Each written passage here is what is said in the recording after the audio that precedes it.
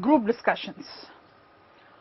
Group discussions are very often used by the human resource team in order to understand the communication skills of a set of people who would have qualified in their aptitude tests and so on, and they want to make a selection of these kind of people. They want to check their leadership skills and to take those candidates who are good in communication as well as they demonstrate leadership skills and who are team players. These are things that people look for in a group discussion. So it primarily evaluates one's ability to talk in a team, group behavior, and shows responsibility and coordination. If one demonstrates responsibility and coordination, then chances are that candidate is the right person for the company. What is the technique used in group discussion? Normally it's a group of 8 or 10. That's a manageable group. They sit either in a semicircle or in a circle. There is no leader in the group. The session goes on for 10 to 30 minutes. A topic is thrown and anybody could start, and there is a facilitator who could intervene in order to facilitate the whole thing. But there are people who are, facilitator is an external person, and there could be a person who is evaluating how each person is doing as far as talking for or against the topic or discussing the topic is concerned. Qualities looked for in group discussions. There are certain qualities which are looked for during a group discussion. They are leadership qualities. Amidst that 8 or 10, how are they faring as far as leadership qualities are concerned? Taking initiative. Who takes the first call among the 8 or 10 who have gathered there for the discussion? Ability to give direction. There are some who can lead the conversation well. Taking the group along. They not only talk, they also take others along. Listening. They are good listeners. Goal to fulfillment.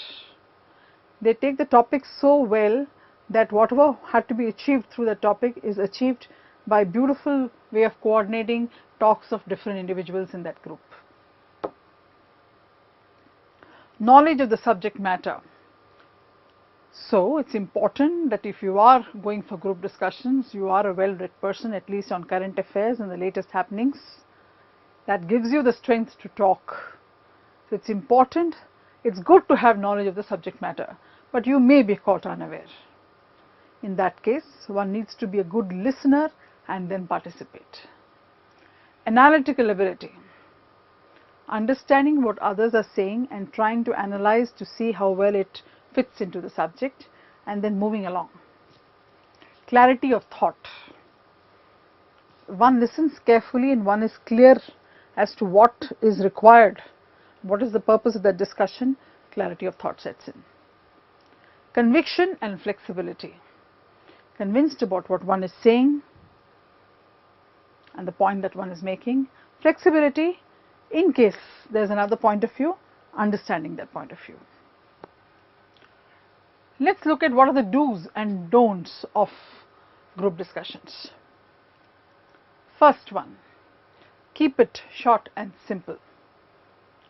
Crisp so that people understand, and crisp and simple so that people understand.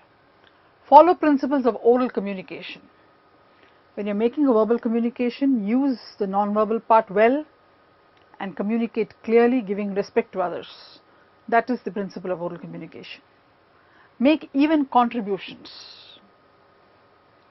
Make your contribution and give another person also a chance.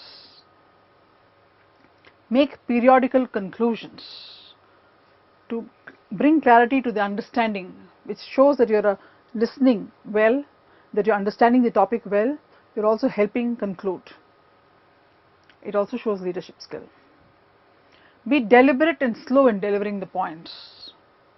When you're making your point, since you're going to make it crisp and to the point, it will be well understood.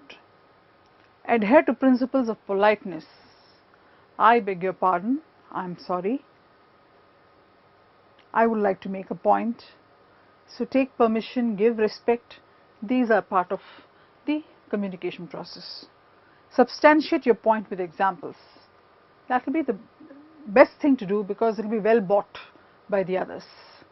Whenever we are dealing with a subject and we are trying to make a point, give an example that will be well accepted.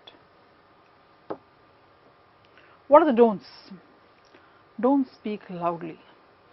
People who speak loudly, people generally switch off. They don't listen to the person. By speaking loudly doesn't mean that you are making a mark as far as the discussion is concerned. Avoid taking a negative stance. Oh, I don't think I want to contribute. I don't think that person is right. That's not correct. We need to give respect to everybody's point of view. Don't provide opportunities for others to talk at your own cost. We should not make statements which can cause arguments, provocative statements or statements which are not correct as far as the discussion is concerned. Then it can cause others to, argue. Don't give the look of a casual approach. It is a serious discussion. It needs to be given respect.